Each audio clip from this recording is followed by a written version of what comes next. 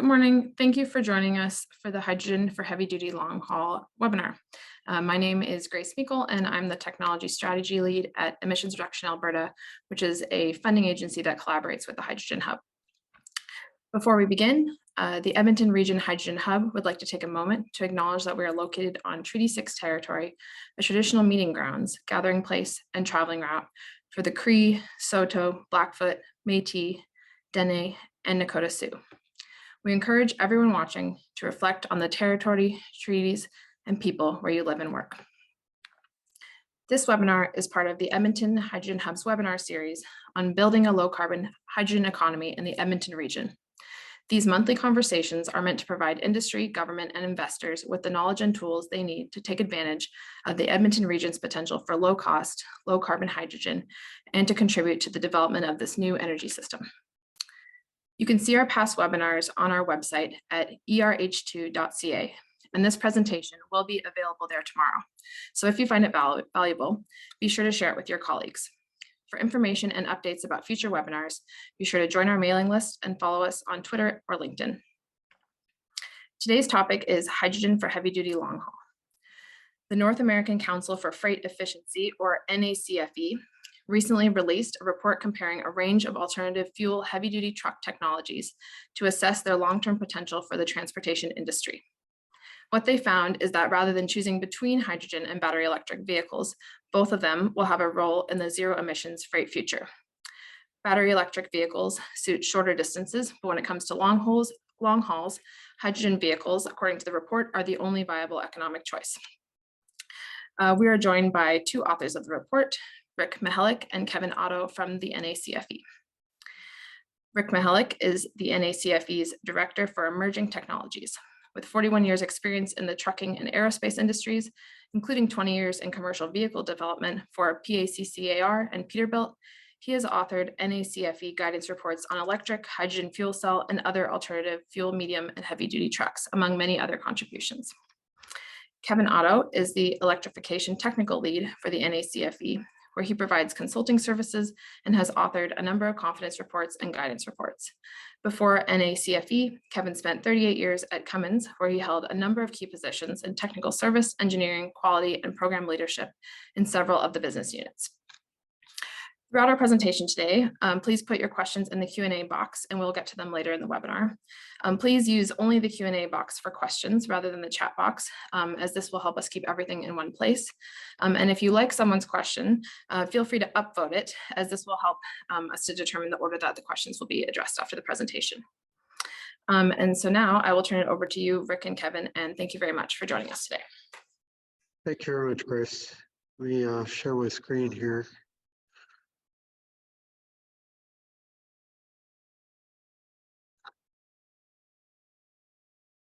All right, so we're here to talk about hydrogen for heavy-duty long haul, which was the primary focus of the report we just released.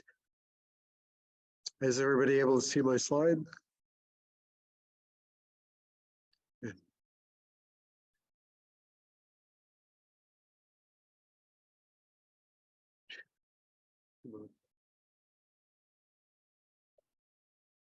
Okay, there we go.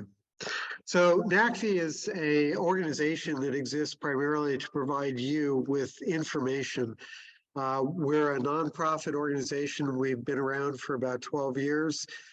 We were founded to basically clear out the massive information on different technologies and filter it so that you could actually get an understanding of what these technologies can actually do. We look at everything in efficiency, from tires to aerodynamics to engine programming to operational things, weight reduction. And we've had a focus on alternative fuels over the last few years with battery electric, hydrogen, and things like natural gas. All of our information is free. It's available at nacfe.org. And take a look at our demonstration program, which is runonless.com. So these are all reports we've issued over the last few years on things dealing with hydrogen.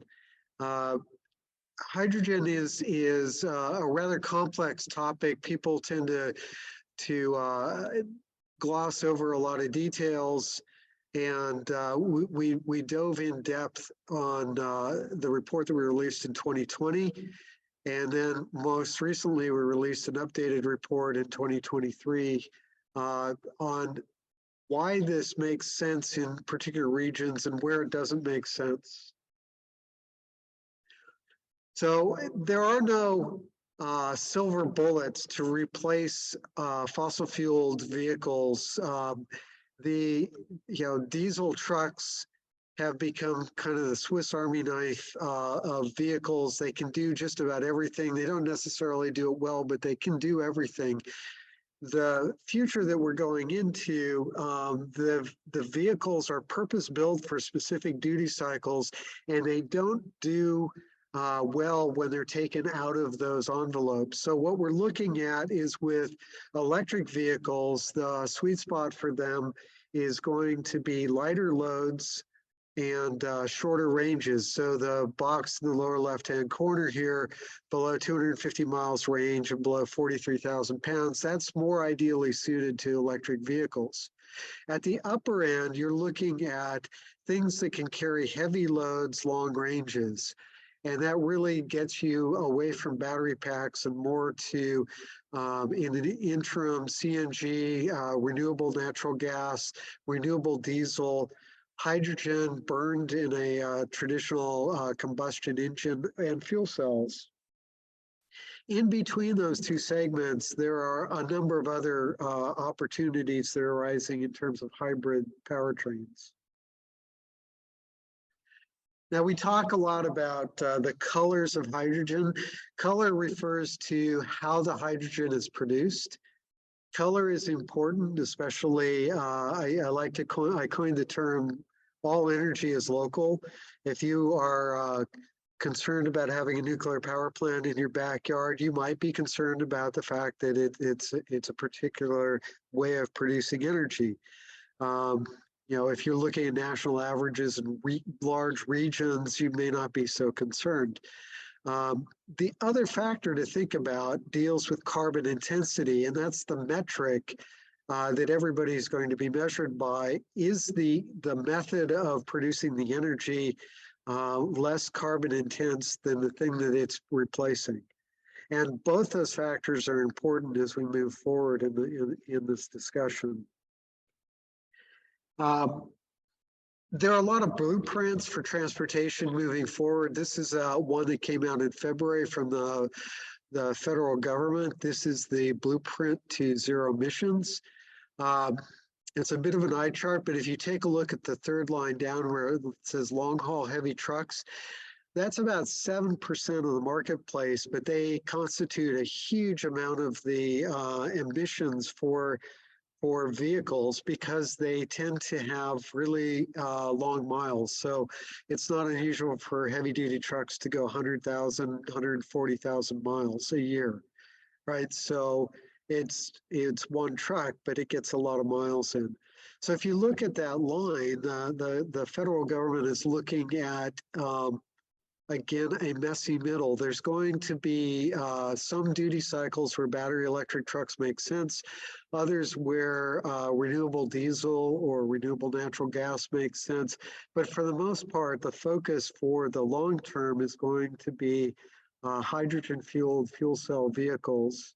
And ideally, in the long run, that's going to be from green energy. But if there are creative ways of getting to low emission versions of SMR based natural gas based hydrogen, then that's going to be viable too.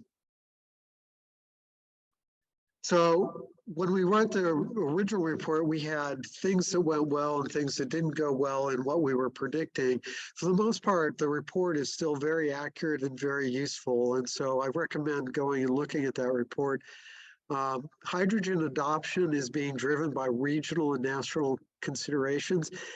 You have to look beyond the truck. It doesn't make a lot of sense as an engineer efficiency is everything, and taking electricity, turning it into hydrogen, and then turning it back into electricity, and maybe even doing that multiple times, there are losses with every one of those conversions. And so on a pure efficiency standpoint, it doesn't necessarily make sense. And so you have to look beyond just the truck. You have to look at the region. You have to look at national priorities, things like becoming an export market for fuels for like Canada's planning to export hydrogen to Germany. Germany will use it in industrial applications, and will tap some of that for transportation.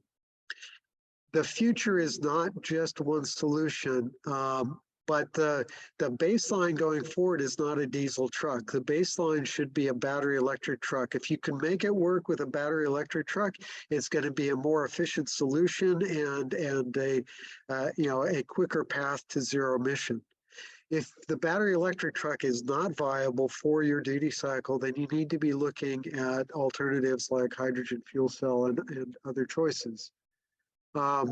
You need to optimize the specifications for the duty cycle. You're not buying a generic truck to do everything anymore. You're going to be buying one that's optimized for your duty cycle. And then creation and distribution of hydrogen is probably the most important factor in the cost aspect of it. Particularly the dispensing and the storage, it is very energy intensive and costly to move hydrogen around and to get it to the liquefaction of it, or getting it to 10,000 psi for putting it on a truck. Those are all very costly things. And the one thing we didn't get right is we were expecting more work on autonomous fuel cells, because fuel cell trucks are a particularly good fit for 24/7 operations. Now, some things we didn't really get into in the first report. We talked about colors, but we really didn't focus on carbon intensity, and that's become a major discussion point in the industry. There's been a huge amount of changes in federal and state regulations and programs over the last few years since we wrote the first report. A lot of that it just evolved very, very quickly. The hydrogen economy can't be built on long-haul trucking alone. There just are not enough trucks in the industry to do so on transportation. You have to include steel making, you have to include cement making, you have to include fertilizers and such in the use of hydrogen, because there's just not enough trucking volume to get the production volumes up. Standardization is going to be critical. There's just not enough vehicles in the industry to have everybody have their own design for tanks and for fuel cells and cables and connectors. So the quicker we get to standardization, the better off we are with getting high volume cost breaks. There's a spectrum of design with fuel cells. You need to not talk about a fuel cell truck as being a truck. There's going to be battery dominant fuel cells, and there's going to be fuel cell dominant fuel cell vehicles, and a range in between those two based on duty cycles.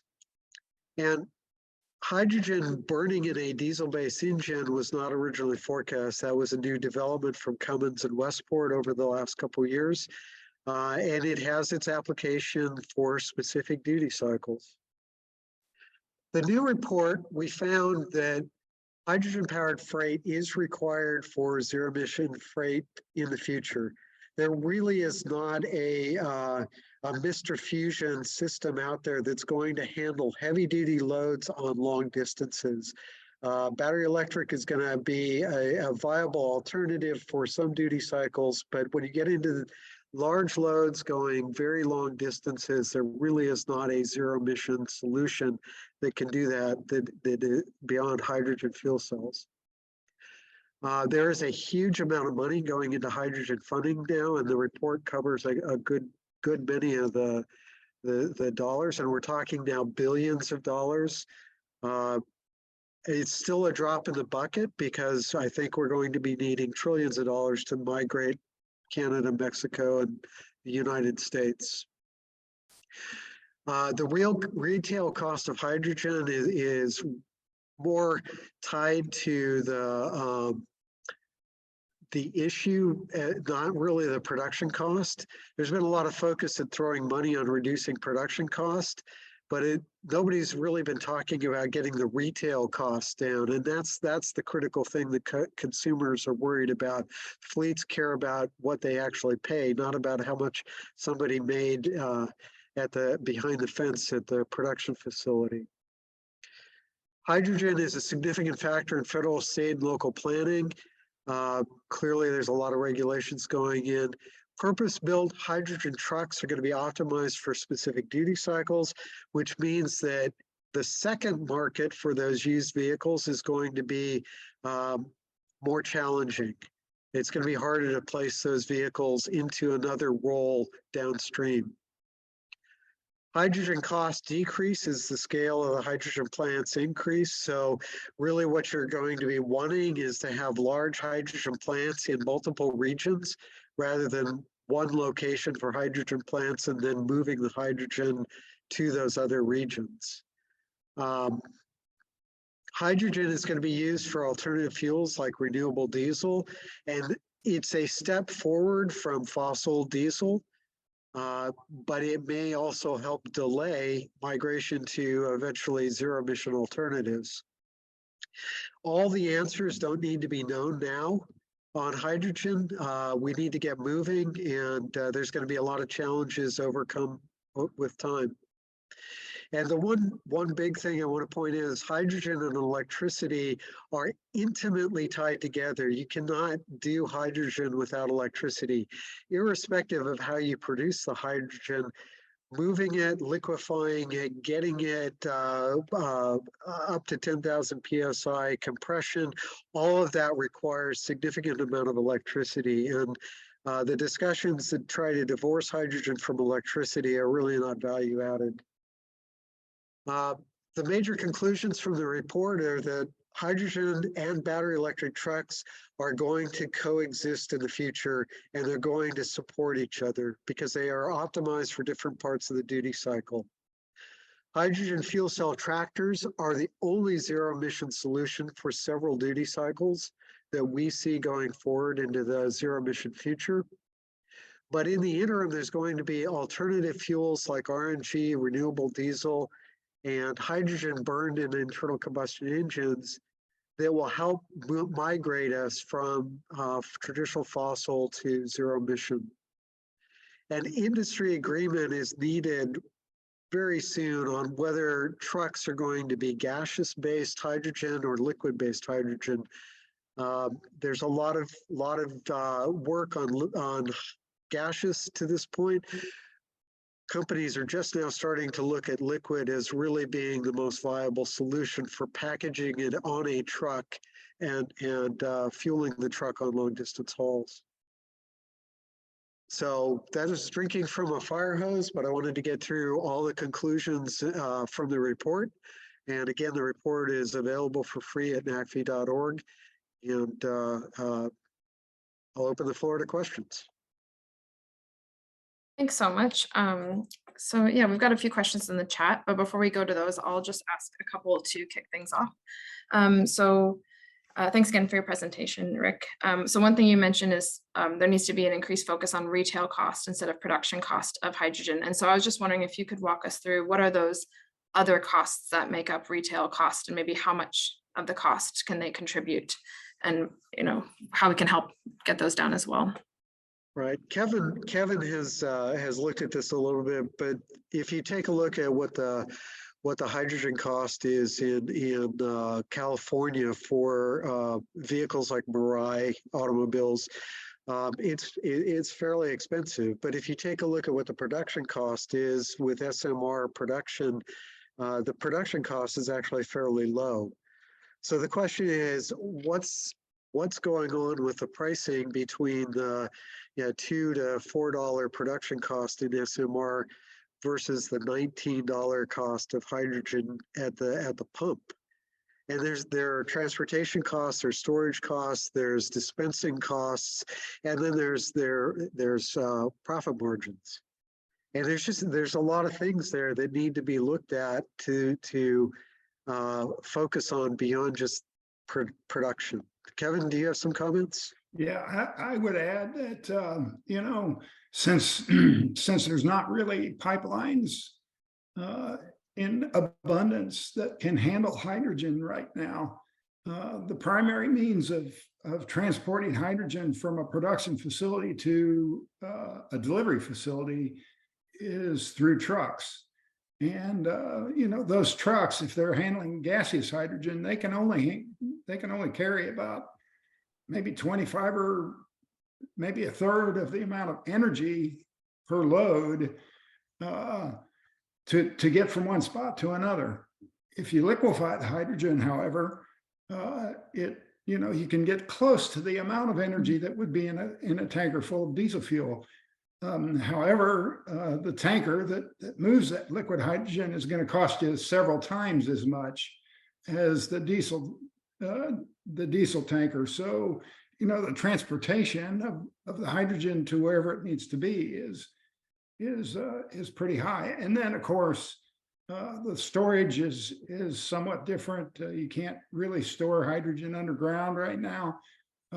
As a result, you have to put facilities above ground that can store it. And are you going to store it in liquefied form or gaseous form?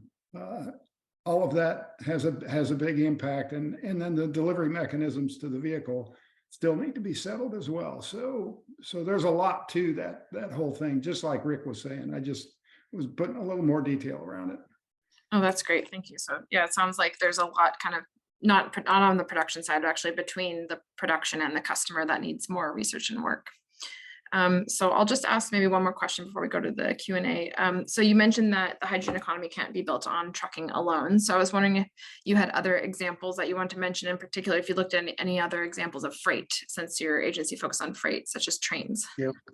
Yeah, the production of hydrogen, it's if you look at the numbers, there is a massive amount of hydrogen produced and distributed in the United States. There's 800 miles plus of pipelines in the Houston area for hydrogen. There is a lot of hydrogen made. Where it goes is largely to making fuels and making fertilizers today. Where it's going to need to go in the future is to new markets.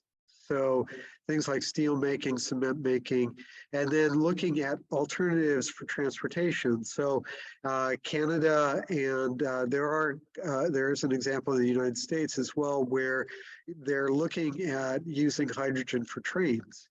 And that is a very viable alternative. You have the opportunity to fuel, say, in Vancouver, British Columbia, and then refuel in Edmonton, right? So it's kind of an ideal model where you put hydrogen facilities at both ends of the railway, and so distribution costs are going to be very low. And liquid hydrogen on a train, it's going to be able to perform nearly as well as a diesel truck. A diesel train, I mean. So there's opportunities there. We're early in this development. They're talking about hydrogen for aircraft. It seems to be one of the only viable solutions for replacing normal fuel for aircraft. But that one's a ways out. That one, I think you're going to see that in small aircraft before you see commercial large-scale transportation with it. Great. Well, thank you so much. I'll go to the Q&A now. We got a bunch of questions now. All right, so most upvoted so far anyway. So this is from Ken. So industry agreement was not needed on use of LNG versus compressed natural gas.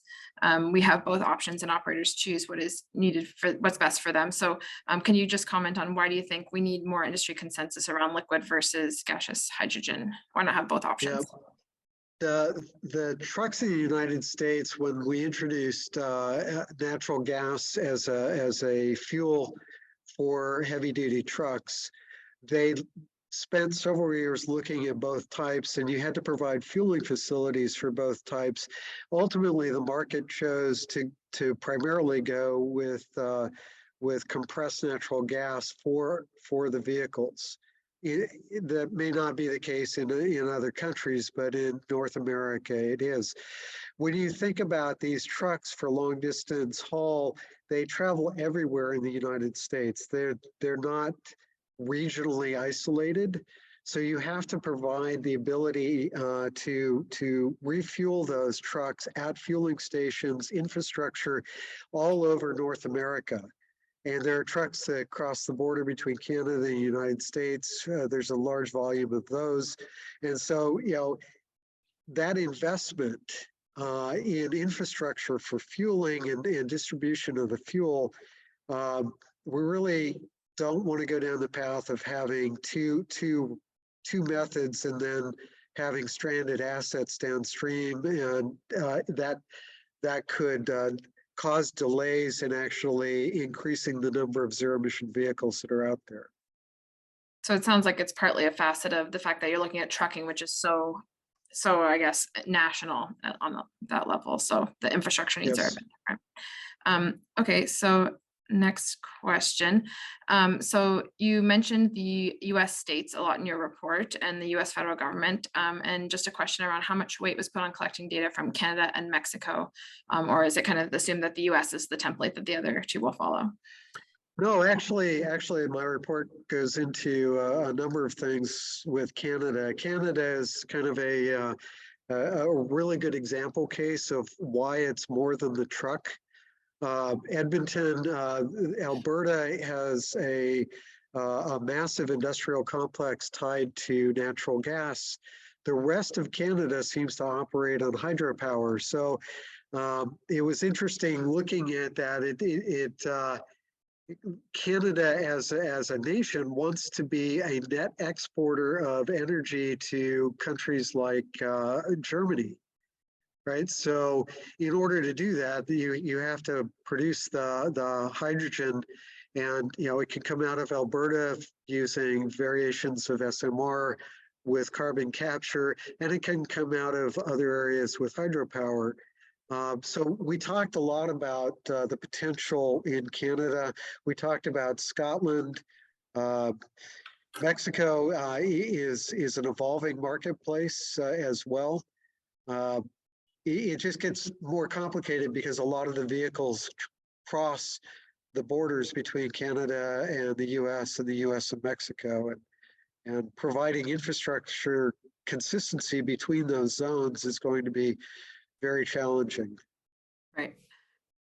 Great, thank you for that. Okay, next question is, what types of adjustments need to be made for internal combustion engines to work with hydrogen? And kind of a follow-up to that is, depending on the extent, how extensive that is, why have they not developed at a faster rate? Kevin is our industry expert from Cummins, so I'm going to let him handle the question on combustion. So using hydrogen in an internal combustion engine has a lot of similarities to natural gas. However, the means of fuel introduction into the internal combustion engine is somewhat different between the two. So typically, at least the Cummins iteration and also the Westport iteration will be directly injecting hydrogen gas into the cylinder as part of the combustion process. Still, well, with Westport's case, they use a diesel pilot, so you've got a second fuel system on the engine that handles diesel. With the Cummins case, they're using a spark plug. So they have some similarities, but one thing that I personally think is new about hydrogen in an internal combustion engine is introduction of a gaseous fuel into the combustion, directly into the combustion chamber. And to my knowledge, there's not many people out there doing that right now. So my expectation is there may be a growing pain or two associated with that, but ultimately, I think both, the companies that are working on it are going to be able to make it work.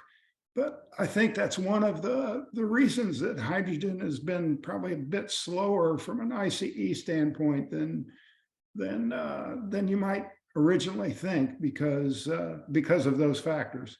So I don't know if I fully answered your question or not. Is there another aspect to it that I didn't get to? No, I think you did a great job. That was super comprehensive. So thanks for that, Kevin. All right, next one is from Ben. So great report and presentation. Their analysis has shown that hydrogen trucks may struggle to compete with battery electric vehicles on a total cost of ownership basis, mostly because of the hydrogen cost and more expensive upfront costs for the trucks. And so question is, what are you hearing from the OEMs and fuel suppliers around the kind of overall cost for hydrogen relative to BEVs? Yeah, we just attended the Industry Act Expo event where there were 13,000 people, OEMs and manufacturers, fleets and regulators. Overall, everybody was very consistently in support of the fact that as volumes grow, pricing is going to go down. So that's a kind of a almost a given that right now we're still in the very early stages of these vehicles, and there's not a lot of price breaks because there's just so few of them. But the overall feeling from the industry is that the price of hydrogen production will come down. It has incentives that help reduce the price, tax breaks that help reduce the price. On the truck side, you're going to see these states want the adoption of this technology to happen, and they realize that there are not really a lot of choices for long haul. And so they're going to make it cost effective. I talk about price out the door. When you buy a car, nobody pays list, right? They negotiate an actual price out the door. That's going to be the case with all these new technologies, is that between grants and incentives and other things, they're going to try and make the out the door price roughly equivalent to the vehicle that they're replacing. In parallel with that, the government regulations are making the traditional fossil fuel diesel more expensive from a technical side. So tighter emission constraints and such are going to make the baseline cost of the diesel more expensive. And so you have got all those forces going on. But I don't see incentives going away for a long time. This industry has 2 to 4 million Class 8 trucks in it. They only make 300,000 trucks a year on a really good year.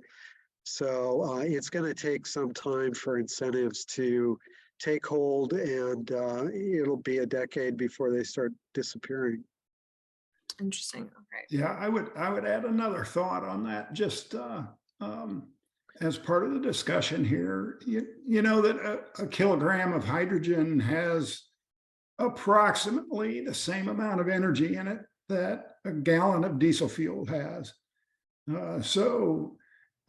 If you think that you're going to use it at more or less the same efficiency as the diesel, then the cost of that kilogram of hydrogen has got to be somewhere near the cost of a gallon of diesel fuel if it's going to make sense long term.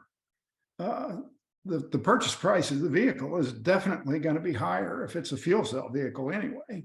The ICE, well, maybe, depending on all the incentives and stuff. And like Rick says, incentives are going to be around a while. So, it's hard to do that total cost of ownership kind of calculation. But if the purchase price of the vehicle is significantly higher and the cost of the fuel is higher, it's not going to make very good economic sense long term.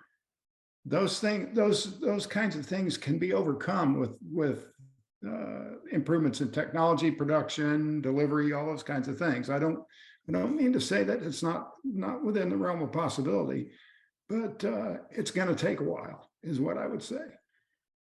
Thanks. Maybe just a small follow-up to that. Are there any differences that you have observed in the longevity of the two vehicles between hydrogen and BEVs that could affect cost?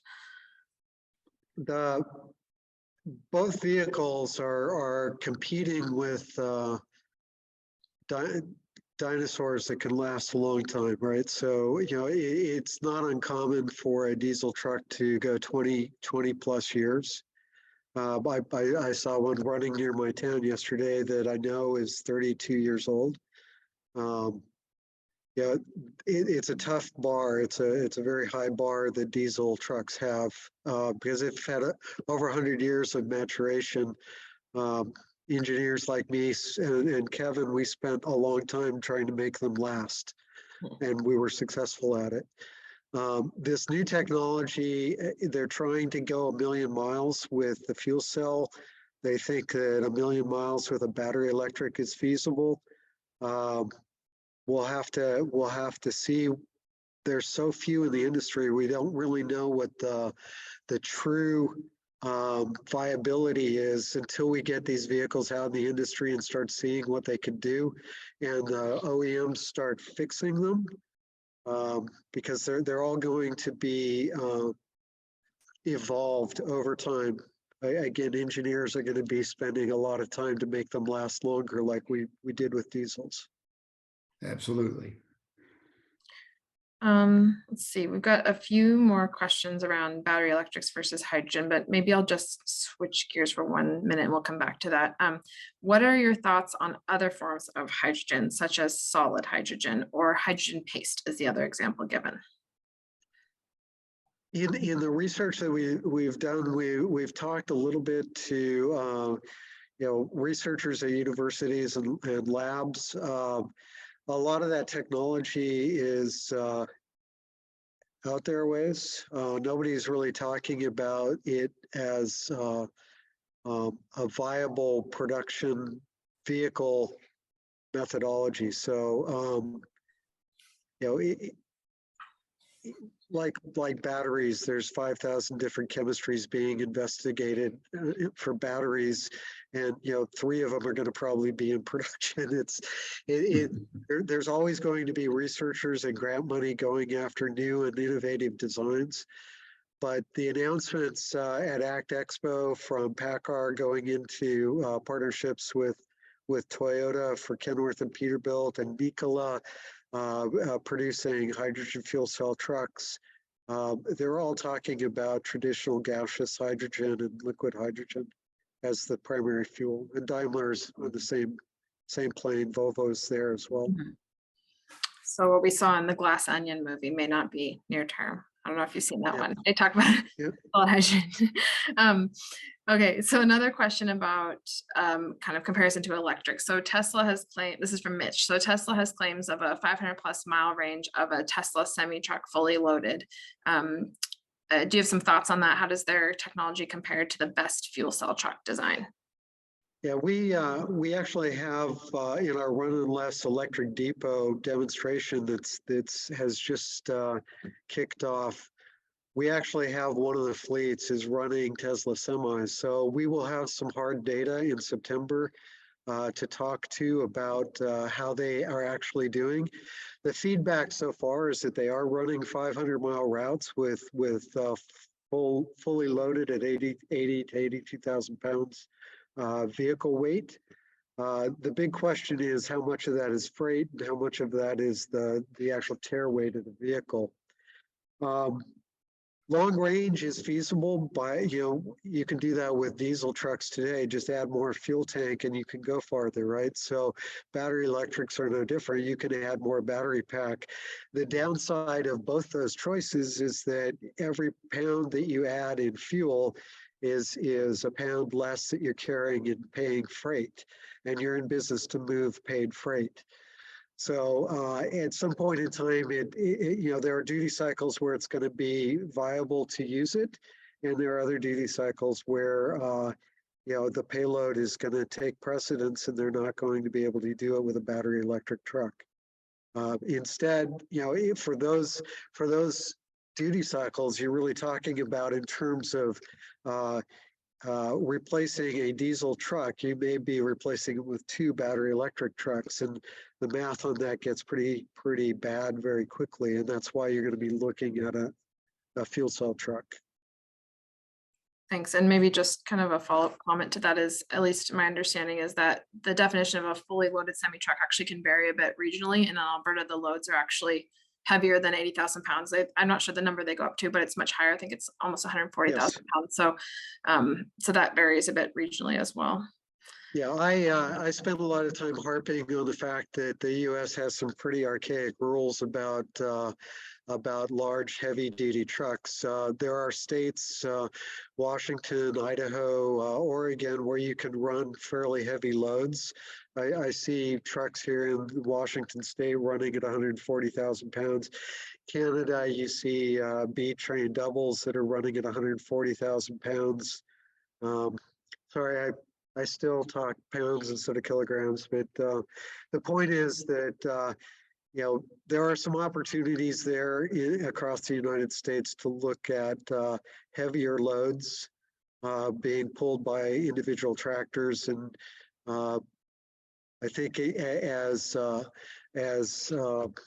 automation technologies and safety technologies get more advanced, you're going to see some relaxing of the rules for heavy-duty trucks. Long combination vehicles are going to become more of an option as cars become less likely to run into them because they've got computers on board and sensors on board to prevent accidents. And maybe just another follow-up to that is, I think you've established that for the really heavy loads in particular, hydrogen makes more sense, but you said that both are going to be needed. So maybe could you just give some examples of where BEV trucks make more sense than hydrogen? Sure. When we talk about the heavy duty trucks, there are a significant number of them that never see more than 100 or 150 miles a day. The number that gets thrown out there is something on the order of half the trucks are under 250 miles a day, with a large segment below 70 miles a day. So, in talking to food distributors that are moving from a distribution center to a grocery store, a lot of those are not seeing a lot of mileage. The vehicle goes from the distribution center to one or two grocery stores and empties their loads at the docks and then goes back to the distribution center. They spend a lot of their time unloading and loading and not a lot of time driving. If you look at beverage delivery to your local convenience store or your grocery store, those trucks spend a lot of time just being parked while the operator is unloading them. They see less than 50 miles a day on a regular basis. So there's just a lot of opportunity. People don't really think about that. And you get into marketplaces like e-commerce, Amazon and companies like that. We've gone from moving densely packaged things to stores where they're unpackaged and put on shelves to individually packaged things that are going to your home. So when they're in a semi-truck, you're moving a lot of air in the boxes. And those trucks may never weigh out. They what we call cube out. They're hauling mostly boxes and not much weight. So they're seeing 50 to 60,000 pound vehicles, not 80 to 82,000 pound vehicles or more. No, that's super helpful context. Thanks for that. Sort of a related question. Can you talk about transportation and distribution in conditions where temperature ranges to -30 to -45 degrees Celsius? So basically really cold. Yep. It is a challenge for all vehicles, diesels in particular. Kevin and I have sent a lot of vehicles to Canada to do winter testing. Everything has problems in cold weather. Diesel, they've managed to come up with ways to make them operate. Sometimes they have fuel heaters. Sometimes there are different formulations of fuel, some combinations of technologies. So when you get to battery electric vehicles have challenges charging quickly and to maximum amounts in really cold weather. In some cases, environmentally, they don't like to operate below freezing. You can potentially damage them. Sophisticated cooling and heating systems like you'll find on Tesla automobiles are going to be necessary for those vehicles that operate in those kind of environments.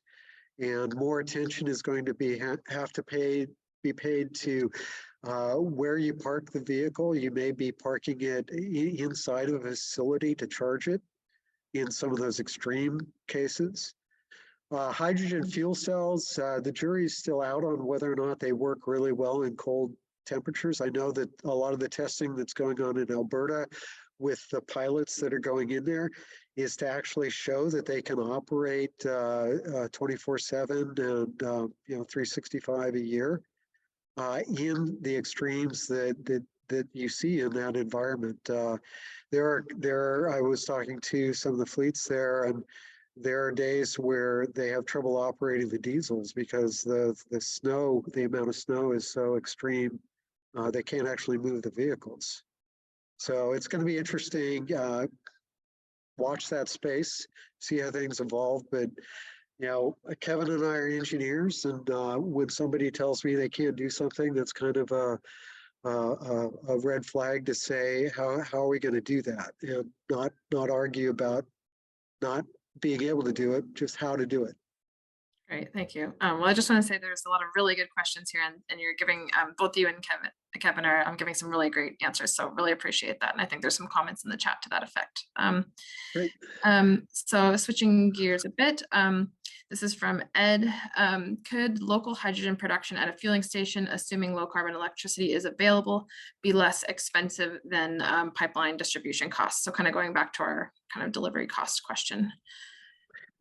Pipelines are always going to be the least costly way of moving the hydrogen, but they need to be fairly short pipelines. So ultimately, somewhere in Montana or Wyoming, you're going to have trouble justifying a pipeline out to one station. So having some local generation capability is probably necessary in those more remote locations. You look at northern Canada, it boggles the mind how sparsely populated that region is, and yet the trucks go out there. So some form of regional production that's going to be on a smaller scale is going to be part of the solution set. Cost is not going to be quite as much a priority to be concerned about as feasibility. So solar may not be viable in an area that gets high snow loads, right? So you're going to have to come up with alternative mechanisms, and it may be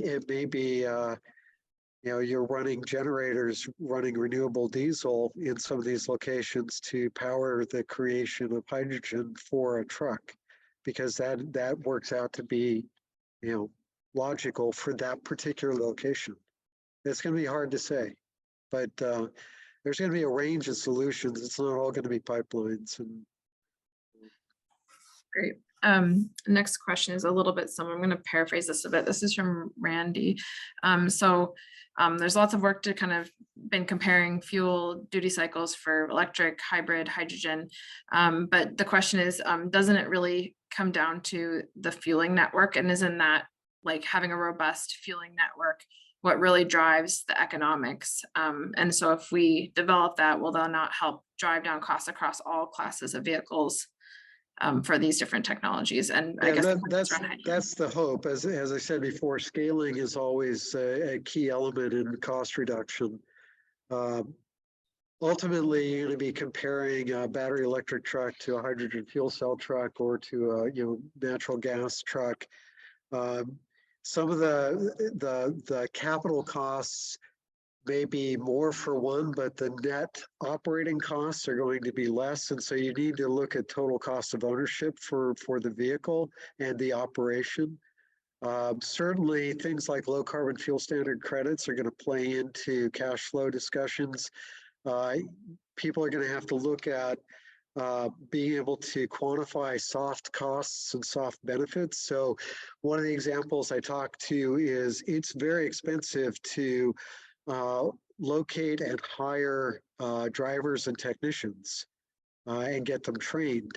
If you choose a transportation mechanism that is more likely to keep a driver on staff longer, rather than them turning over and going to another fleet, that's a cost savings. So in the discussions that we've had with both old and young drivers and different ethnicities and different genders, battery electric vehicles and fuel cell vehicles are going to be really enticing to get people into the marketplace and to stay with a particular fleet. And so your costs of hiring are going to go down. So there's lots of things there that need to be looked at in the total cost of ownership, but infrastructure is a major piece of that. I will say that when you drive up and fuel up your car at a gas station, nobody thinks about the fact that somebody had to pay for the gas station or for the pipeline that got the gas to the truck that delivered it to the gas station, or the tanker that came out of Saudi Arabia to provide Houston with the oil. Right? Nobody thinks about that. It's just buried in the costs. And once we get to the point where people are thinking that way with hydrogen and electricity, we're going to be a lot better off, and people quit throwing darts at these arguments. Great. Maybe next question from Robert is kind of around how soon do you think we can have that happen? I guess there's a comment on like super heavy duty vehicles have heavy loads, really long cycles. So for that particular application, which is sort of an extreme end of things, how soon do you think we're going to have hydrogen fuel for those types of vehicles? Right. So Nikola and PACCAR, Kenworth Peterbilt are having production fuel cell vehicles entering the marketplace at the end of this year. So if you think about the fact that Goodyear is maybe 300,000 vehicles in entirety for Class 8 production, it's going to be a while before you see high volumes of fuel cell heavy duty trucks on the road. Cummins estimated last year that we would be maybe in the 10,000 vehicles a year range by 2030, I think was the number. I don't really know. It's the marketplace has to be receptive to it. The costs have to be right, and the technology has to be mature. And we're talking about handfuls of trucks right now in the marketplace. So there's the crystal ball is pretty murky on figuring out where all of this is going to go. You could have a situation like God forbid catastrophes or conflicts. There was a game plan for Europe for natural gas, and then the conflict between Russia and Ukraine popped up, and all of a sudden hydrogen got accelerated on their game plan because it was an alternative that didn't involve pumping natural gas out of a war zone. Odd things happen, and the crystal ball is very murky about when all of this is going to become a reality. The ACF rule that came out in California 2 weeks ago, it was expected, but the fact that it's out there now, it's going to impact migration to zero emission vehicles on a much faster level across 17 states. Great.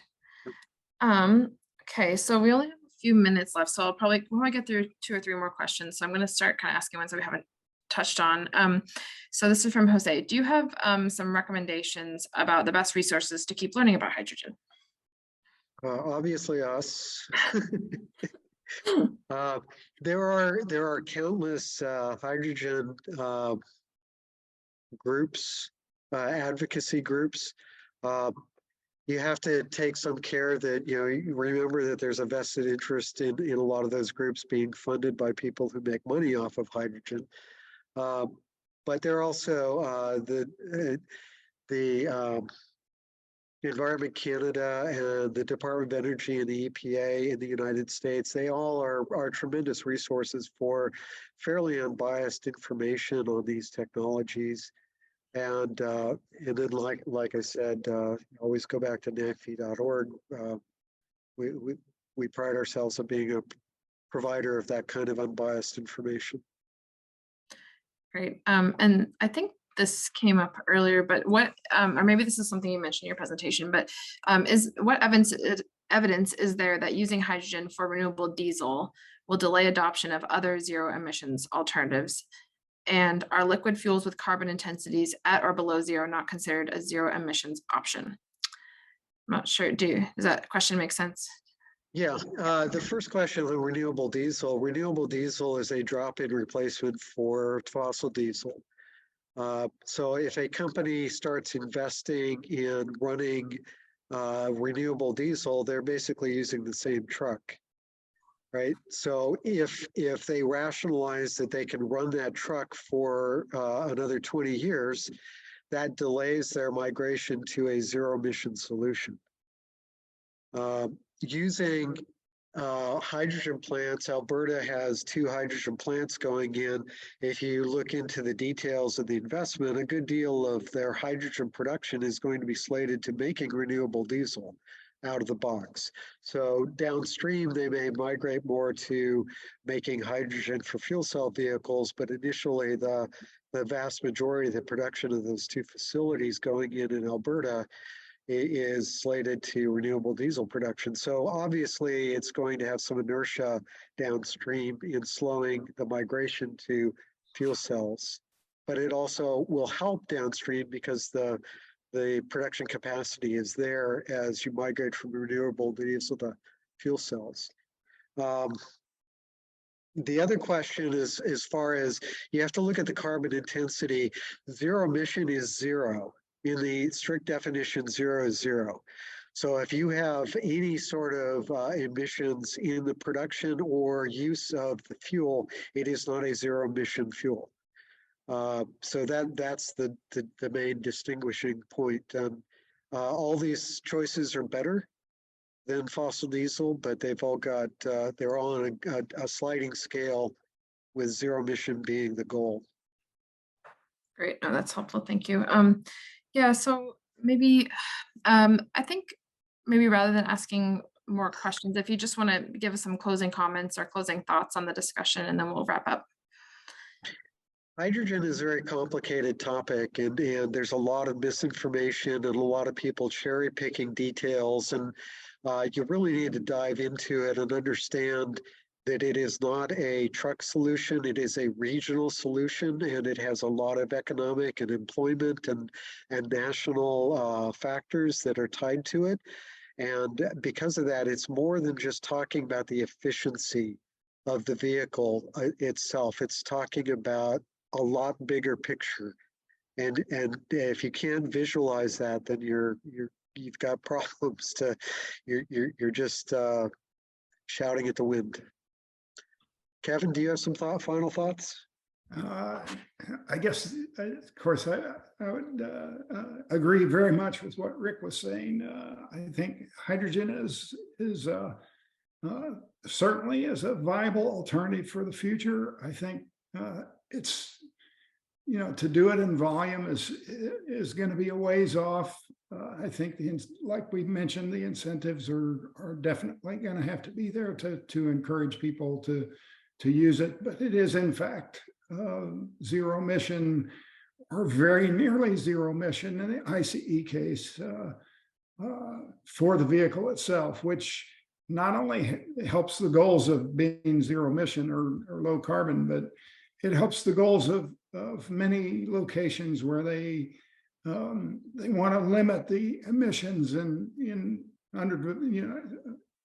underserved areas and things like that. For instance, the Los Angeles Basin is an example where pollution has got its has its toll just because it's there. And if you're running renewable diesel, it's still there.